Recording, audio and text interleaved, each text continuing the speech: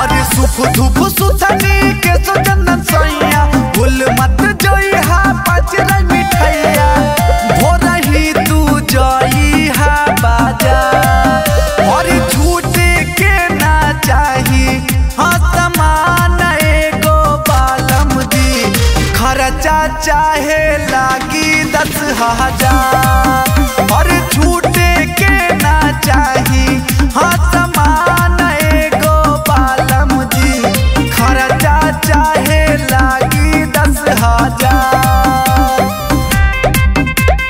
खर्चा चाहे लागी 10,000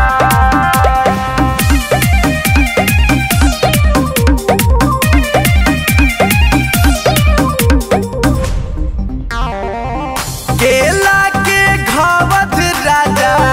जाके कटवाई लीहा सोहत पान सुपारी मीठा तू निबुआ लीहा बुझाई तू निबुआ लीहा केला के घावत राजा जाके कटवाई लीहा सोहत पान सुपारी मीठा तू निबुआ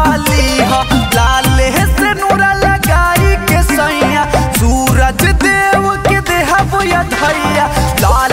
से नूरा लगाई के सैया सूरज देव के देहब या धैया चौमुख दीपक सैया और झूठे के ना चाही हाँ समान एगो बालम जी खर्चा चाहे लागी 10,000 और छूटे के ना चाही हाँ समान एगो बालम जी खर्चा चाहे लागी 10,000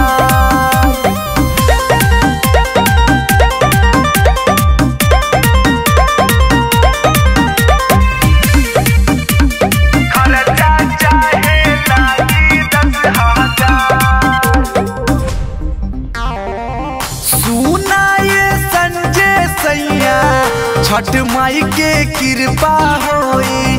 अगले छठ पूजा ताले सुहुनर लालनवा होई हे सुहुनर लालनवा होई सुनाए संजय सैया छठ माई के कृपा होई अगले छठ पूजा ताले सुहुनर लालनवा होई लेके ठेकुआ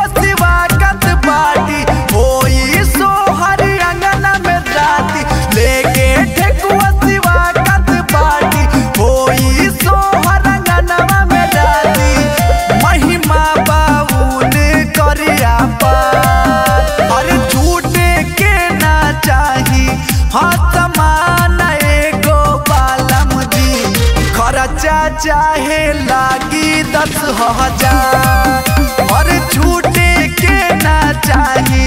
हाँ समान एगो बालम जी खर्चा चाहे लागी 10,000 बुझ गइला न।